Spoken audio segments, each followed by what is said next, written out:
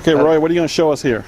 Well, we are showing how to collect solar energy or wind energy, or it could be wave energy, or for that matter, it could be hydro, an in-stream hydro energy conversion to electricity. And we're making electricity here and applying it to two electrodes, across which then we dissociate water and produce 2 parts hydrogen, 1 part oxygen.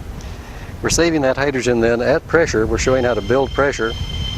And you can go right to storage. You could be fueling this vehicle or any vehicle with the pressure capability of such an electrolyzer if this was built into the size for the purpose. So here's the electricity source. In this case, it's a solar panel. In this case, it could very easily be this Tessie over here. Could be that, or it could be a gymnasium with people becoming physically fit as they power a generator.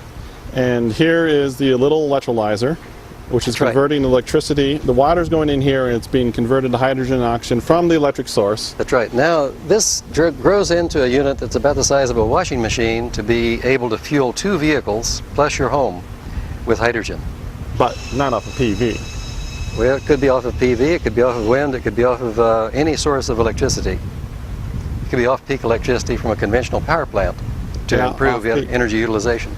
The key thing with PV is the current price of manufacturer makes it, you'd be driving around $30 a gallon hydrogen. Well, wherever you have PV, you can make this an incremental event for when there's surplus PV capacity and it isn't $30 a gallon. It's whatever that incremental cost is for something you've already installed. So it's good when you have surplus PV. Well, it's good for when you have PV that meets your peak needs and you'll have surplus in between peaks. So one of these is going to be hydrogen and one's going to be oxygen. That's right. It's bubbling up. There's a weight on top holding it to pressurize it.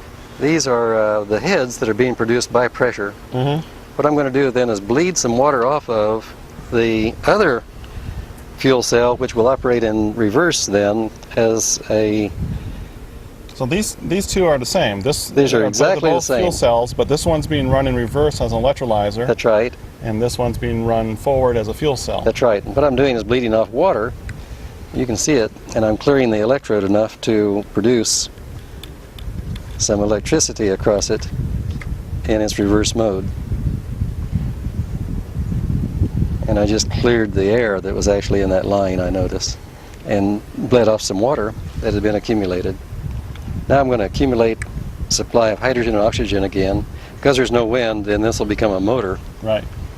In the instance of driving it with a fuel cell. Oh, you're saying if there's a lot of wind, and this was big enough, this would be spinning, and they'd be sending electricity down here to the fuel cell slash electrolyzer, making hydrogen and oxygen, which gets stored in here. That's right. Which can then come back either to here or here and spin that, or you can fuel your vehicle, or fuel your cooking center, or fuel another application such as a torch, a hydrogen-oxygen torch, or a hydrogen-acetylene torch using oxygen, or acetylene and hydrogen interchangeably with our high boost concept. Right. Now this is a demonstration model. This unit here won't power a vehicle. No, this is a unit that lets students discover Avogadro's number, Faraday's laws, and many other classic experiments in physics can be repeated here. And from it then you can show how to power any application with stored energy. You might look at this, for instance, as the Dakotas. This is the Arizona or California desert. Between the two are depleted natural gas fields where you're recharging with hydrogen. And over here, the motor spinning is our lights in our house or whatever we want. That's your factory, that's your farm, that's whatever it is that you may want to continue the Industrial Revolution on a sustainable basis using renewable energy from any source. Okay. And using the infrastructure that we've already developed around the depletion of fossil resources.